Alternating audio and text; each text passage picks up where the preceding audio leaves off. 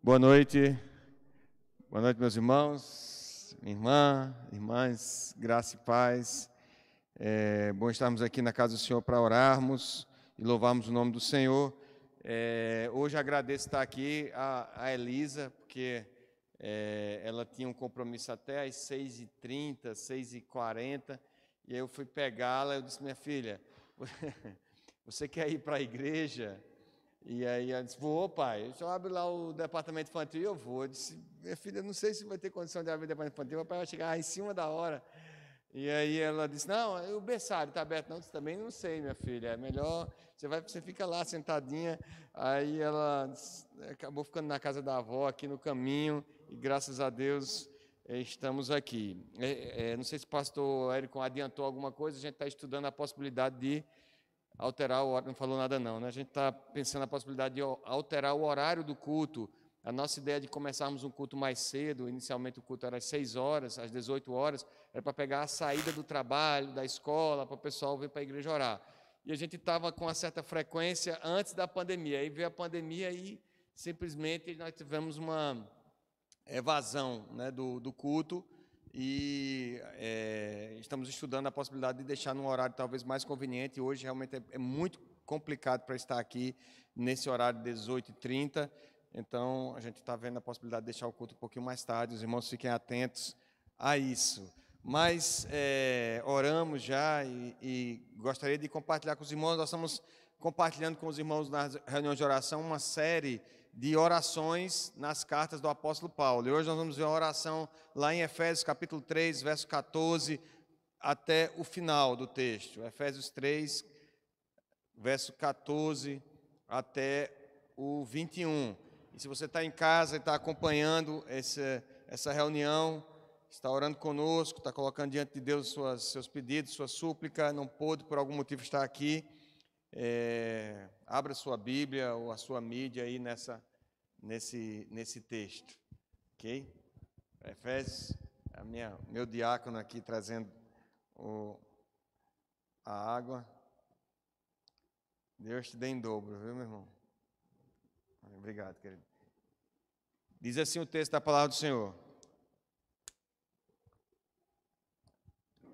por esta causa me ponho de joelhos diante do Pai, de quem toma o nome toda a família, tanto no céu como sobre a terra, para que, segundo a riqueza da sua glória, vos conceda que sejais fortalecidos com poder, mediante seu Espírito no homem interior, e assim habite Cristo no vosso coração pela fé, estando vós arraigados e alicerçados em amor, a fim de poderdes compreender com todos os santos qual é a largura, o comprimento, a altura e a profundidade, e conhecer o amor de Cristo, que excede todo entendimento, para que sejais tomados de toda a plenitude de Deus.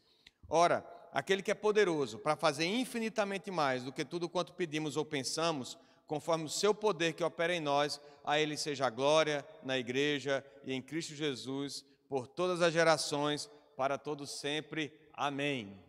Amém, queridos? Vamos ter mais uma palavra de oração. Peço que o Senhor fale ao seu coração nessa noite, em nome de Jesus. Ó Deus, estamos mais uma vez aqui levando, Senhor, a nossa voz, a Tua presença, e nós cremos que Tu conheces todas as coisas, conheces o nosso coração, Tu inspiraste essa palavra que é santa. Pedimos perdão pelos nossos pecados, nossas faltas diante de Ti, Senhor, e a forma como temos negligenciado a oração, a adoração a Ti, e nos colocamos diante de Ti com os nossos corações humilhados na Tua presença, pedindo que o Senhor tenha misericórdia de nós mais uma vez nessa noite, e que o Senhor fale ao nosso coração, que o Senhor edifique a Tua igreja, que o Senhor traga consolo, conforto, que o Senhor traga fortaleza à Tua igreja, renovo das forças, da alegria, do serviço, que o Senhor traga poder sobre nós e que sejamos aperfeiçoados nessa noite um pouco mais à medida da plenitude de Cristo, Senhor. E que em tudo, Senhor, desde o início dessa reunião, antes mesmo dela começar, e toda a nossa vida seja sempre um tributo de honra, glória e louvor àquele que nos salvou e que reina eternamente, ao nosso Senhor e Salvador Jesus. Perdoa, pois, as nossas faltas e fala conosco, aqueles que estão em casa, aqueles que estão acompanhando essa reunião, a nós aqui nessa noite, para a glória do Teu nome, em nome de Jesus. Amém. Bom, meus amados, Lembra, a gente já viu duas orações, uma lá em Romanos, que foi uma doxologia, um momento de adoração de Paulo ali, quando ele está terminando a sua argumentação acerca da justificação pela fé. Aqui em Efésios, nós vimos no comecinho do livro, aqui no primeiro capítulo, também uma oração que Paulo está orando por aqueles irmãos da igreja ali da Ásia Menor. E, novamente, Paulo faz uma oração aqui no livro de Efésios. E ele começa dizendo: por esta causa me ponho de joelhos diante do Pai. E essa introdução, ele meio que dá uma justificativa pelo fato de estar ali orando. E o termo por esta causa pode se referir tanto ao contexto imediato, aí no começo do capítulo 3, se os irmãos forem olhar, Paulo está fazendo quase que uma defesa do seu apostolado, da sua vocação, do seu chamado de Deus para falar, para pregar aos gentios, a sua responsabilidade diante desse ministério que Deus lhe concedeu por meio da sua graça, né, conforme o dom da graça de Deus, e de fazer conhecido através da pregação do Evangelho, através da igreja, a multiforme sabedoria de Deus. É isso que ele traz aí nos versículos anteriores. Se esse é o motivo, ele está falando que o propósito de Deus de chamá-lo para pregar ali aos gentios é o motivo, é causa dele estar ali de joelhos orando por aquela igreja. Se não é isso, ele pode estar retomando a mesma causa de que ele iniciou falando no capítulo 3. Vejam aí o versículo 1 do capítulo 3, ele diz: por esta causa, o mesmo termo que ele usa lá no versículo 14, por esta causa eu, Paulo, sou prisioneiro de Cristo Jesus, por amor de vós, gentios. E possivelmente Paulo talvez esteja tratando de algum tipo de problema que havia dentro da própria igreja, naquela região da Ásia Menor, entre judeus e gentios. A gente vai acompanhando toda a carta aos Efésios, a gente vai ver que Paulo vai dar essa conotação da unidade da igreja, do mistério de Cristo de unir judeus e gentios. E se isso é o motivo, ele está falando desse propósito de Deus de unir judeus e gentios no mesmo fundamento, num só corpo, que é Cristo. De qualquer modo, se ele está se referindo, se ele está retomando essa causa de que ele está defendendo seu apostolado, ou essa causa no contexto mais imediato, no contexto mais mediato, em que ele está falando da união de judeus e gentios, de toda forma, todas as duas apontam para esse propósito de Deus, tanto no chamado apostólico, quanto nesse propósito eterno de unir judeus e gentios num só corpo. Enfim, isso de pronto nos ensina, nos mostra que as nossas orações, elas devem estar alinhadas com o propósito de Deus. É importante, por mais ansiosos que nós estejamos na hora de orar, a gente está com desejo de orar e de entregar aquele problema, aquela situação, aquela coisa que está nos angustiando, ou a gente está muito cansado para orar e está naquela hora quase do sono e que a gente quer só dizer assim, em nome de Jesus, amém, e cair na cama, independente do que for o conteúdo da nossa oração, a gente tem que lembrar que ela deve estar alinhada com o propósito de Deus. Esta deve ser a causa primeira, o principal de nossas orações. A gente vai ver que ela começa alinhada com o propósito de Deus e termina com adoração e glorificação a Ele. Então, quer seja no aspecto pessoal ou universal, é uma boa forma, é um bom motivo para nós orarmos. Orarmos para estarmos alinhados com o propósito de Deus. A motivação nossa ser, de fato, estar dentro do propósito de Deus, quer seja pela vocação pessoal, quer seja pelo propósito eterno de Deus, de nos tornar e nos fazer igreja. E ele continua dizendo: por esta causa me ponho de joelhos diante do Pai. E é interessante Paulo orar assim, de joelhos, porque o costume dos judeus era de orar em pé. Era de orar em pé, erguer os olhos e orar em pé. Essa é a oração mais comum dos judeus. Orar de joelhos dá uma ideia ou pressupõe uma situação de mais humilhação, de mais contrição. E aqui eu quero fugir da defesa de uma postura correta para orar. E tem alguns que dizem assim, não, se a gente orar de joelho, aí Deus ouve mais, que a gente orar em pé, não é verdade? E orar deitado, esqueça. Se vai orar deitado, essa aí é a oração do preguiçoso, Deus não vai escutar.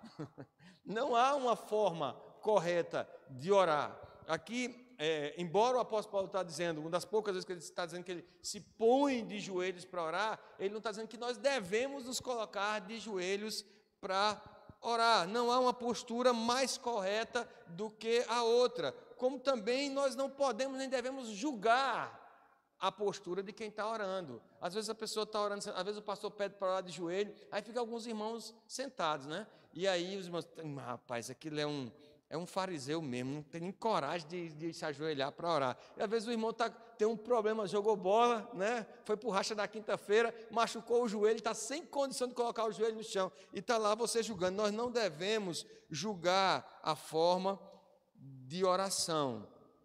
Havia um costume na igreja reformada, em determinado momento de intercessão, de toda a igreja ficar de joelhos orando. E eu acho que isso é um bom exercício para o nosso comodismo, de sempre a gente senta aí, começa a participar do culto, e daqui a pouco a gente nem participa mais, está só assistindo, e depois a gente já está olhando para o relógio que está demorando demais, e começa a criticar e reclamar. E eu acho que o exercício de ficar de pé, de ajoelhar, é um bom exercício para o culto, ainda que não haja uma forma mais escorreita, uma forma mais correta de nós orarmos. Mas, mais do que dobrarmos o nosso joelho, eu acho que dobrar os nossos joelhos é uma atitude interessante de colocar o rosto em terra, né? Ficar de joelhos e... diz a Bíblia que Elias, quando orou para que novamente chovesse, aí vocês lembram, depois da vitória sobre os profetas de Baal, ele vai, chama o seu servo, Geazi, não é isso? E ele vai, a Bíblia diz que ele coloca o rosto entre os joelhos. Rapaz, é um negócio difícil esse. Elias era um cara que era flexível, fazia pilates, Elias, porque é difícil orar com a cabeça entre os joelhos, mas diz a Bíblia que ele colocou, e ele orava e pedia para o servo, não foi um negócio rápido assim, dizer, ele orou 5 minutos, ele orava e pedia para o servo olhar lá no horizonte, o servo olhava e dizia, tem nada, aí ele continuava lá, cabeça entre os joelhos, e orava e o servo ia lá para o horizonte, até que o servo disse, vejo uma nuvem, lá longe, do tamanho da mão de um homem é uma nuvem, e ele disse, corre, vai dizer a Acabe que ele vai embora, senão ele vai ficar atolado no meio do caminho, que eu escuto barulho de tempestade. Então, não quer dizer que orar com a cabeça entre os joelhos, se você não consegue, não se desespere. Não fique, ai meu Deus, e agora? E Tiel falou que era para orar com a cabeça de joelhos. Não. Foi uma forma que o profeta encarou a oração. Mas nós devemos ter o cuidado de não estabelecermos essas coreografias na igreja, né? E talvez mais apropriado, ou talvez o exercício de ficar de joelhos, como de ficar em pé para orar, seja adequado, se e somente se, aqui lembrando as expressões matemáticas de tempos idos, né? Mas se e somente se o nosso orgulho, o nosso coração também estiverem de joelhos. Nós conseguimos dobrar junto com os joelhos, ou mesmo de pé, se o nosso coração e o nosso orgulho estiver também dobrado diante do Senhor. E não apenas fazer aquelas coreografias que adornam as nossas práticas e os nossos rituais, as nossas tradições. Assim como os sacerdotes e os fariseus na época usavam as franjas, longos, né, filactérios, lá, nome bonito. Eu disse, eu vou escrever esse nome, porque esse é um nome tão bonito. Filactérios, e ficavam andando, todo mundo via toda aquela indumentária que o sacerdote usava e que os fariseus também se destacavam dos demais pelas suas vestimentas, mas que Jesus e o próprio João Batista chamavam aqueles homens de sepulcros caiados. Era bonito por fora, dá uma foto bonita, a igreja toda ajoelhada e tal,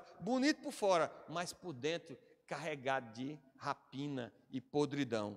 Acredito que o Espírito Santo nos libertou. Para a liberdade, ele nos libertou. É assim que diz a palavra. O apóstolo Paulo também, escrevendo aos Gálatas, fala sobre isso. E se é assim, meus irmãos, nós devemos agir de acordo com a direção do Espírito Santo nos nossos cultos e nos nossos momentos devocionais. Nós deveríamos sentirmos pelo Espírito Santo libertos da forma como nós devemos orar, e orar na dependência do Senhor. Aqui convém nós lembrarmos da parábola do publicano e do pecador, né? Lembra? Jesus falou que o publicano o publicano e o pecador, o fariseu e o publicano subiram no templo para orar. E eles chegando lá no templo, o fariseu foi para a frente da igreja, aqui onde eu estou, lugar de presbítero e de pastor. Ele chegou lá na frente e ergueu os olhos e a voz e viu lá o publicano. Lá, o publicano era um cara, era igual a policial, é o cara mais malquisto da sociedade, né? O cara que cobrava imposto para o governo romano, cobrava mais do que devia, então era taxado de ladrão, rapador, era um cara que não merecia nem estar ali na sinagoga. E aí diz a Bíblia que o fariseu orava de si para si mesmo, dizendo assim: meu Pai, obrigado porque eu não sou como essas pessoas aqui, essa plebe que nada sabe, muito menos quanto aquele publicano lá, aquele pecador. E diz a Bíblia que, Jesus contando a parábola, termina dizendo que o publicano estava lá longe, estava em pé também, a forma era a mesma. Os dois estavam de pé, ele estava lá, mas diz a Bíblia que ele nem mesmo conseguia olhar para o céu, ele não conseguia levantar a cabeça para orar, estava tão humilhado, estava tão, o Espírito Santo lhe dando tanta consciência do seu pecado, que ele simplesmente dizia: sê propício a mim, pecador, Senhor, substitui meu pecado, perdoa a minha iniquidade. Ele só conseguia orar isso. E diz Jesus que aquele homem desceu justificado para a sua casa. Então, acredito que nós devemos orar na dependência do Senhor, muito mais do que ligado na forma, se de joelhos, se em pé, mas ter essa liberdade no Espírito Santo. Se for para se ajoelhar, que o coração esteja ajoelhado também. Se for para ficar de pé, que estejamos contritos e quebrantados na presença do Senhor, entrando na presença dEle com ousadia, pelo sangue de Cristo Jesus, na pessoa de Cristo Jesus. E aí Paulo faz 4 pedidos para aquela igreja. 4 pedidos. Eu estava vindo conversando com a Elisa, eu disse: Elisa, não se preocupa, papai, não demora. Ela disse: ei, demora sim, que eu vi o seu primeiro ponto, só aquele primeiro ponto lá, já tanta linha para ler. Eu disse: tá bom, minha filha, tá, graças a Deus deixei ela na casa da avó. Mas Paulo faz 4 pedidos aqui, e eu vou tentar ser o mais sucinto possível, depois desse puxão de orelha de Elisa. O primeiro é que ele se põe de joelhos diante do Pai, e ele ora para que, segundo a riqueza da sua glória, vos conceda que sejais fortalecidos com poder, mediante o seu Espírito no homem interior, e assim habite Cristo no vosso coração pela fé. De fato, meus irmãos, a igreja que tem o fundamento dos apóstolos e profetas, e tem Cristo Jesus como pedra angular, não pode ser uma igreja fraca. Nós precisamos orar para que a igreja seja fortalecida, né? Eu lembro de um hino do Inário que nós cantávamos muito final de culto, que fortalece a tua igreja, renova, né? E nós precisamos orar para que a igreja do Senhor seja fortalecida. A força que a igreja precisa e pela qual o apóstolo intercede a Deus não é baseada em estratégia e planos de homens, em técnicas de administração, em coaching. Não é isso. Não, vamos fortalecer a igreja agora com estratégia esse ano, com um plano de evangelização, com um plano de gestão e administração. Não é isso. A igreja forte, uma igreja forte e com poder, não é a igreja cheia de bravatas e valentias, que diz que faz e acontece, que fala e as coisas acontecem. Não é a igreja que decreta, mas é a igreja também não é uma igreja apoiada pela sua aproximação com o Estado. Uma igreja forte, então vamos estar junto da prefeitura, vamos trabalhar junto com o governador, com o presidente, porque aí a igreja vai ser forte. Não é essa a força de que Paulo está orando aqui. Não é pela união do Estado com a igreja, não é por qualquer outra valentia ou bravata que se possa dizer de púlpito, mas ele está falando de ser da riqueza da sua glória, vos conceda que sejais fortalecidos com poder mediante o seu Espírito no homem interior, e assim habite Cristo no vosso coração pela fé. A igreja precisa ser fortalecida com o poder do Espírito Santo em cada membro. O poder de Deus se revela no Evangelho, tanto na morte quanto na ressurreição de Cristo Jesus, e também na experiência do novo nascimento. O Evangelho é o poder de Deus, porque faz nova criatura e transforma, regenera o coração do perdido, faz do pecador um justo. Somos declarados justos pelo poder que há no Evangelho da graça. O poder do Espírito Santo é revelado também no novo nascimento, quando somos regenerados em Cristo e Ele passa a habitar em nosso coração. Que poder extraordinário é estar unido com Cristo Jesus, unido organicamente num só corpo com a pessoa da Trindade, que participou da criação do mundo, ser habitação do Espírito Santo. Que bênção, que coisa poderosa, maravilhosa, o mesmo Espírito que sustenta todo o universo. Diz o profeta que se ele retirasse o Espírito para si, toda a vida expiraria.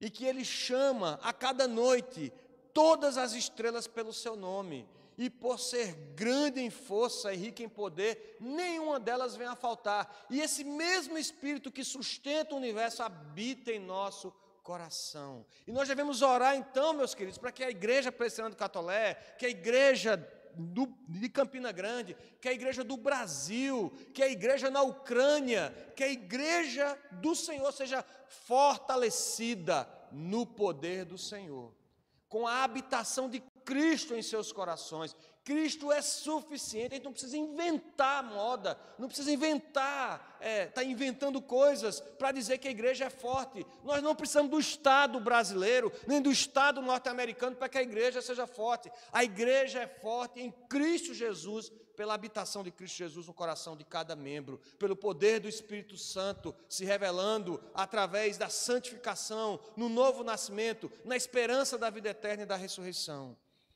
É assim que a igreja se fortalece. É por isso que Paulo ora, para que essa igreja experimente a presença de Cristo Jesus, a presença do Espírito Santo. Esse poder só pode ser experimentado pela fé, unicamente naquele que nos substituiu na cruz do Calvário, pagando a dívida de nossos pecados. Nos reconciliou com Deus. Isso é que é poder. Nós, pecadores, Ele se entregou. E pelo poder da sua morte e ressurreição na cruz do Calvário, Ele nos concede a bênção de sermos chamados filhos de Deus a todos quanto creem no seu nome. Nos deu vitória sobre os pecados e sobre a morte. Então, meus irmãos, não devemos confundir o poder de Deus, em que a igreja deve ser fortalecida, que é o evangelho da graça e salvação, pela ação do Espírito Santo, através de sua palavra, com poder político, com força humana, com capacidade de realizar e de construir. Porque a igreja vai construir um templo, porque a igreja vai fazer isso. O poder a que Paulo se refere aqui, e que nós devemos ser fortalecidos, é a presença do Espírito Santo em Cristo habitar em nosso coração, de forma rica, de forma presente, cada dia, cada momento, cada instante de nossa vida. Segundo pedido que ele faz que a igreja, ele intercede para que, segundo a riqueza da sua glória, vos conceda que sejais fortalecidos com poder, mediante seu Espírito no homem interior, e assim habite Cristo no vosso coração, pela fé, estando vós arraigados e alicerçados em amor. E este é um segundo pedido que é feito aqui pelo apóstolo Paulo em sua oração. E ele usa dois termos bem interessantes aqui. Nós temos que ser fortalecidos no poder, nós temos que estar arraigados e alicerçados em amor. E essa habitação de Cristo, esse poder do Espírito Santo se manifesta ou deve se manifestar na capacidade que nós, como corpo vivo de Cristo, temos de amar. E nós temos essa coisa meio hollywoodiana e televisiva de a gente confundir o amor com esse sentimento, né, com esse emocionalismo todo. E, na verdade, Paulo não está falando de sentimento aqui, Paulo está falando dessa habilidade que nós temos de podermos servir ao outro. Assim como nós dizemos que servimos a Deus e que temos esse poder de Deus em nosso coração e que Cristo habita em nosso coração, essa habitação de Cristo, esse poder se revela na horizontalidade dos relacionamentos. Não existe verdadeira santidade que não se revele no apoio à necessidade dos irmãos, na tolerância aos mais fracos, na prática do perdão, no exercício do encorajamento, na unidade do louvor e adoração. E Paulo, para ilustrar esse pedido, ele usa dois termos, um que é da botânica, né? Estando vós enraizados, como se nós fôssemos uma planta, e a raiz, né, onde a gente está preso, seja o amor. E ele usa também alicerçados, aí está num termo da construção civil, estando nós enraizados e alicerçados em amor. Não esse emocionalismo medíocre, né, das músicas, mas o amor verdadeiro, revelado em Cristo Jesus na cruz do Calvário, que a si mesmo se entregou por nós, voluntariamente. É o fundamento sobre o qual o poder em que a igreja é fortalecido é exercitado. Queridos, uma igreja cheia de dons, mas sem amor, é como a igreja de Coríntios aqui que o pastor pregou domingo. Igreja cheia de dons, chegava na igreja e você não entendia nada, que estava todo mundo falando em línguas estranhas, era calabaxê para cá, e siricanta lá para lá, e todo mundo falava, ninguém entendia coisa nenhuma.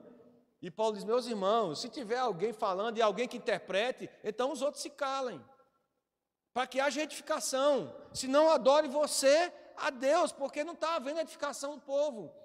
E se há profecia, então escuta, um escuta o que o outro está profetizando, para depois o outro falar, não fica falando todos ao mesmo tempo. Havia questões de ordem ali na igreja, havia questões de divisão seríssima, havia questão de discriminação. E nós falamos aqui, quando falamos sobre a Santa Ceia, pela manhã, de que ninguém não conseguia se tomar a ceia do Senhor, porque a ceia acontecia depois, e que todos traziam alimento, para que houvesse a divisão do alimento ali, no final se partia o pão e tomava o cálice, mas só que havia os grupos na igreja, e uns comiam muito e se embriagavam, a ponto que outros passavam necessidade, fome, e não participavam de nada. E Paulo diz, vocês não estão tomando a ceia do Senhor, o que vocês estão fazendo é trazendo condenação para si mesmos. Uma igreja cheia de dons, cheia de santidade, ou de falsa santidade, mas onde não havia amor uns pelos outros, onde há verdadeiro poder do Espírito de Deus, a habitação de Cristo no coração dos irmãos, isso se revela na divisão das cargas, na oração pela igreja perseguida, na oração no sustento missionário. Nós sentimos a preocupação e a dor dos irmãos que estão lá na Ucrânia, num momento de ansiedade, de preocupação, e devemos dobrar os nossos joelhos e orar e interceder por eles. Nós sentimos a necessidade dos irmãos, alguns passando dificuldade na igreja, com problema, com falta de emprego, e oramos por esses irmãos. E se tivermos informação, buscamos atender a necessidade dos irmãos. Esse é o poder de Deus na habitação de Cristo se revela, de modo que nós amamos aquelas pessoas que fazem parte do mesmo corpo que nós. No apoio aos necessitados, no serviço para a edificação de todo, no amparo aos mais fracos e débeis. Às vezes o irmão é neófito na fé, ele não tem não tem muita experiência com Cristo e está tendo problemas na caminhada, e em vez do olhar de julgamento, de crítica, do dedo apontando, nós precisamos abraçar esses irmãos, sentar com eles, orientar, orar com eles, caminhar com eles.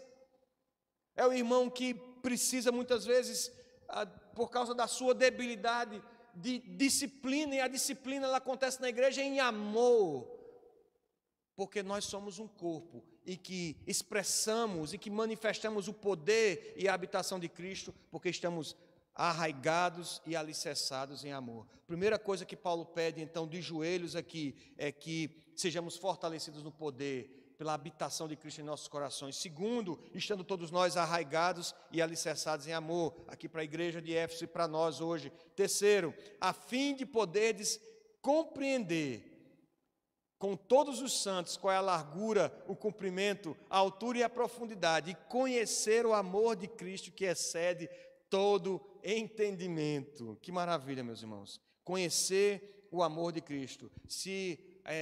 Se nós somos fortalecidos por esse poder e Cristo habita em nós, nós crescemos no conhecimento do amor de Cristo, nós crescemos no conhecimento de Cristo.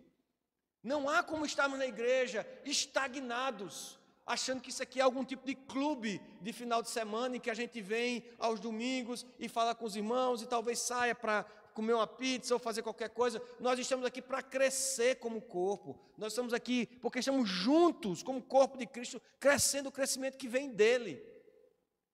E para isso nós precisamos conhecer cada dia mais o amor de Cristo, procurar compreender esse amor, compreender nessas dimensões aí, largura, comprimento, altura e profundidade, e conhecer o amor de Cristo que excede todo. Com essa perspectiva que a gente nunca vai entender completamente o amor de Cristo, porque excede todo entendimento, mas nem por isso nós deixamos de buscar, nós deixamos de estudar, de meditar, de orar.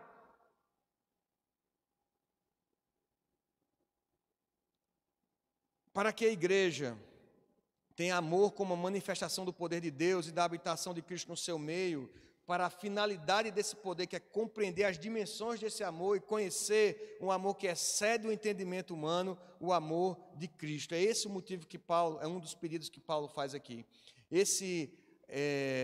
Aqui nós temos que, não há como primeiro não lembrar do texto lá de Romanos, e quando eu estava meditando, lembrei de cara dele, que Paulo fala assim, olha, nada pode nos separar do amor de Deus, nem altura, nem profundidade, nem qualquer outra criatura, nem coisas do presente, do porvir, nem criatura, nada pode nos separar desse amor. E esse amor que nós precisamos compreender, esse amor inseparável de Jesus, o amor que está em Cristo Jesus.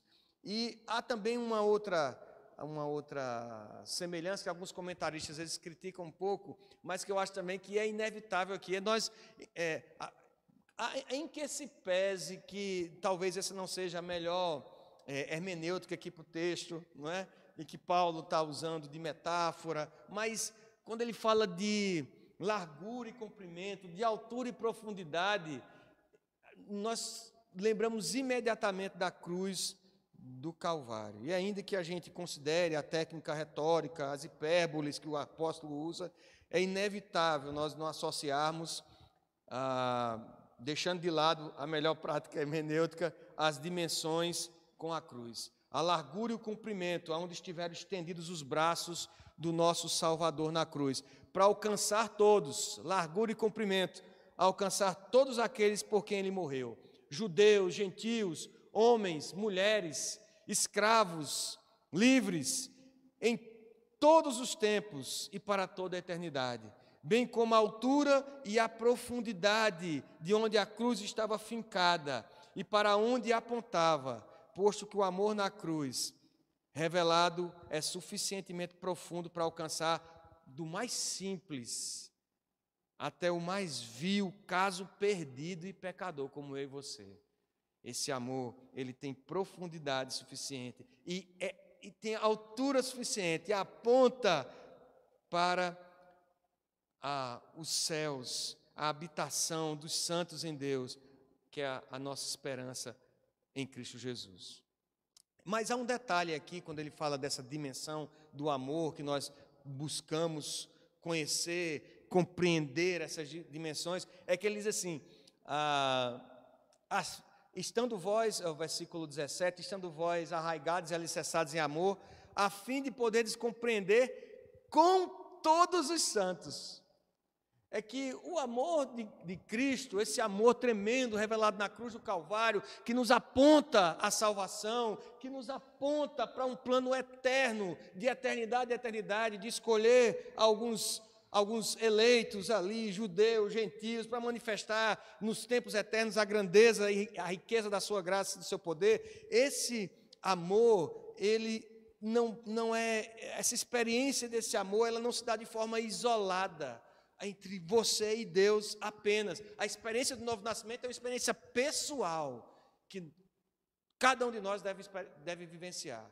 Você nunca teve a experiência do novo nascimento, hoje é dia de haver salvação na sua vida, reconhecimento de pecados, arrependimento e fé na certeza que o Senhor Jesus faz nova todas as coisas e faz o nosso coração pecador, faz de nós uma nova criatura. Mas essa experiência de compreender e conhecer o amor de Cristo, a que Paulo se refere aqui à sua igreja, é para ser vivida com todos os santos. Não é aquela experiência exclusivista que a gente, quando começa a namorar, quer ter com a namorada, né? Isola de todo mundo, aí começa só a namorar ali, você perde todos os amigos. Às vezes, hoje até relacionamento de amigo acontece isso. Você tem aquele amigo e aí você deixa de se relacionar com os outros. Não é assim na igreja do Senhor.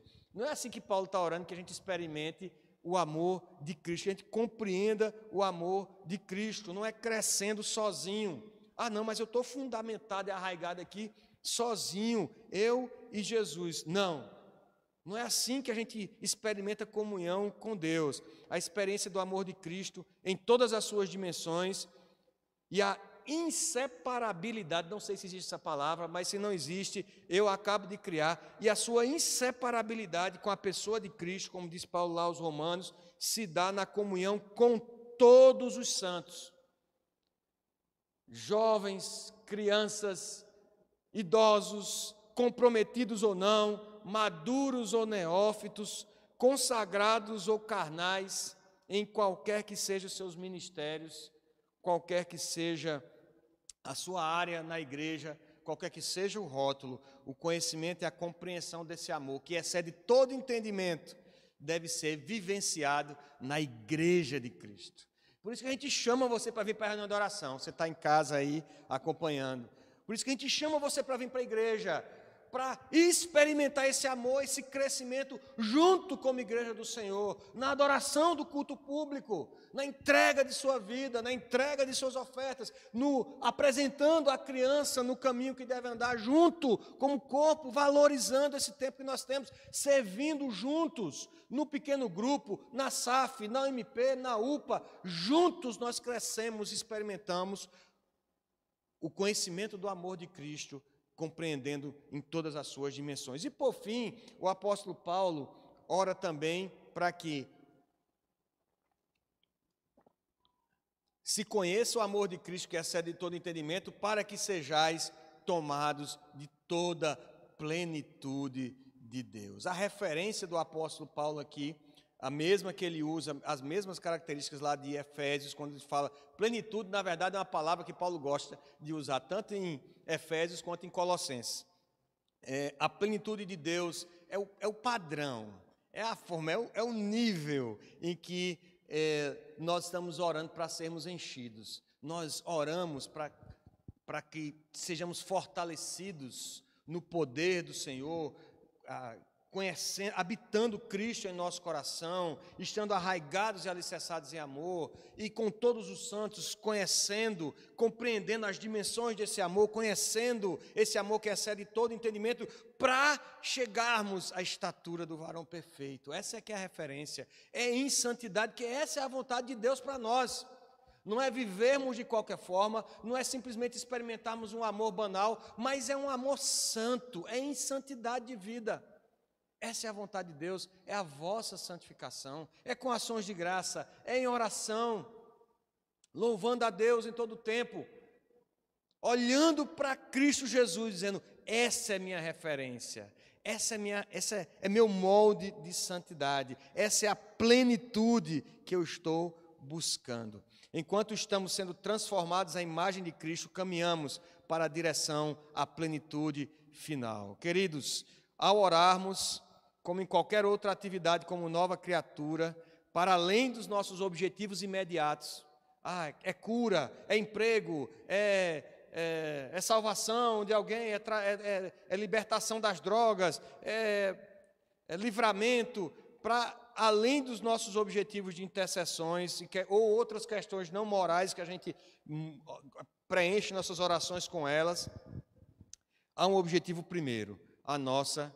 santificação, crescer e ser edificada a cada dia à medida do próprio Cristo. E aí a oração de Paulo termina com uma doxologia, igual lá em Romanos ele terminou o argumento dele dizendo: porque dele, por ele, para ele são todas. Paulo, quando está falando da palavra, defendendo a fé, quando ele está aqui intercedendo pela igreja, parece que é quase inevitável ele não adorar a Deus, não terminar esse momento com louvor, com adoração. E ele louva ao Senhor assim: ora, aquele que é poderoso para fazer infinitamente mais do que tudo quanto pedimos ou pensamos, conforme o seu poder que opera em nós, a Ele seja a glória na igreja e em Cristo Jesus, por todas as gerações, para todo o sempre. Por mais bela que seja essa oração de Paulo, muito diferente até das nossas que nós comumente fazemos, ele reconhece a limitação dele ao orar.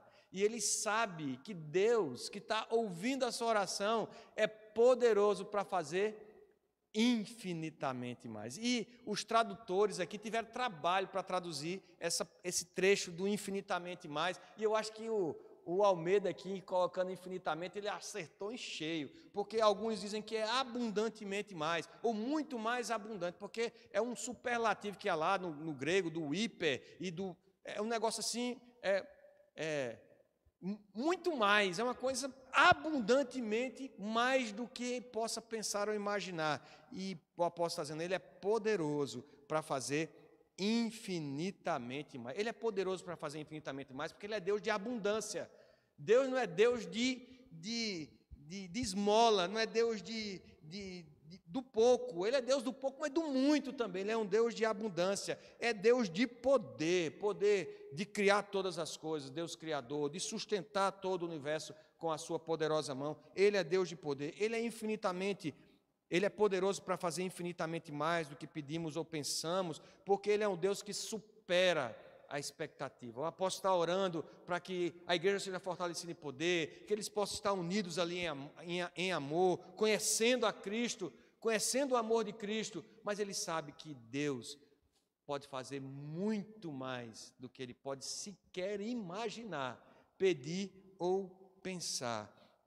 Ele não nos dá a sua graça como uma raçãozinha. Não, vou te dar 200 gramas de graça hoje, porque é o suficiente para você hoje. Vou dar só a medida de você escapar hoje. Deus, a graça do Senhor, ela é imensurável, ela é incomparável, ela é infinita. Tem um livro do Philip Yancey sensacional, que ele diz, graça... Agora esqueci o título, mas é um desses adjetivos assim de infinita graça, incomensurável graça. Ele não nos dá a sua graça de forma racionada, mas abundantemente. Novamente aqui o coração do apóstolo então termina numa doxologia de adoração e louvor a esse Deus que supera a nossa expectativa. Você trouxe um pedido hoje aqui, você veio para a oração, você está acompanhando de casa porque você quer orar por alguma situação sua e você está aperreado.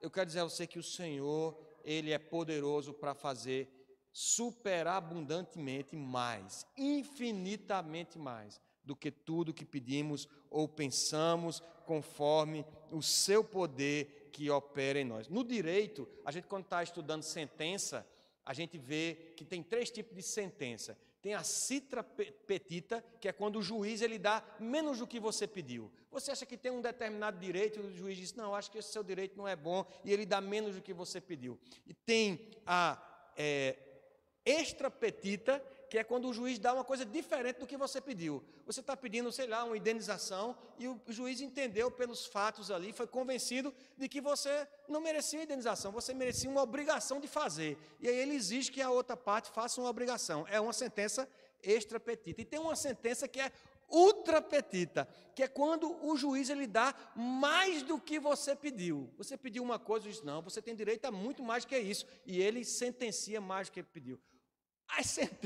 As nossas orações recebem sentença ultra petita da parte de Deus.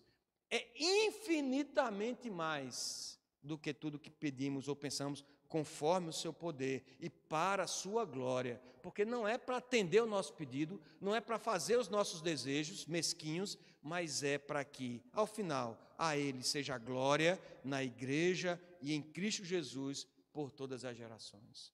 O Senhor vai manifestar a sua glória, respondendo a sua oração, da forma como Ele quer, fazendo diferente do que você está pedindo até, mas para a glória do seu nome. A Ele seja a glória na igreja, em Cristo Jesus, por todas as gerações, para todo sempre. É a esse Deus que nós oramos, é esse Deus que nós adoramos, é esse Deus que nós entregamos as nossas orações nessa noite. A Ele seja a glória na igreja e em Cristo Jesus, por todas as gerações, para todo sempre.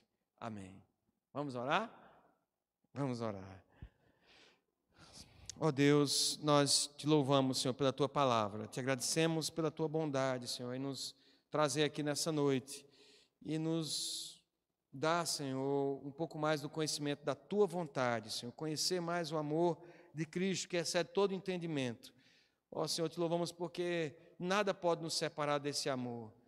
Nada, Senhor, altura, profundidade, poderes, principados, criaturas do presente, nem do porvir. Ó Deus, nós te louvamos por isso. E te pedimos que a tua igreja, Senhor, seja fortalecida no poder do teu Santo Espírito. Que Cristo habite ricamente no coração de cada irmão dessa igreja aqui, Senhor, do Catolé. Aqueles que, ó Deus, porventura estão enfraquecidos depois desse período de pandemia, estão entristecidos, ó Deus, com, quem sabe, sintomas até de depressão, em nome de Jesus, pedimos que sejam fortalecidos no poder do teu Santo Espírito, e que Cristo Jesus habite ricamente em seus corações, que possam, ó Deus, estar sendo arraigados e alicerçados seus corações no amor do Senhor, com todos os santos, Senhor, compreendendo a grandeza desse amor, em Cristo Jesus ter se entregado por nós, sem pecado, santo por nós pecadores. Ó Deus, e que esse conhecimento do teu amor possa nos libertar para louvarmos o teu nome, para crermos em ti, para vivermos em santidade a cada dia. De modo, Senhor, que a nossa oração hoje é para que o teu nome seja glorificado, para que o Senhor faça conforme o conselho da tua vontade e que o teu propósito seja estabelecido em nós, na forma como no teu decreto eterno, no teu plano, Senhor, o Senhor estabeleceu responder cada uma das nossas orações. Opera, Senhor, porque sabemos que o Senhor é poderoso para fazer infinitamente mais do que pedimos ou pensamos. A ti seja a glória, a honra, o louvor e o poder, desde agora e para todo sempre, assim que a tua igreja te adora, em nome de Jesus. Amém.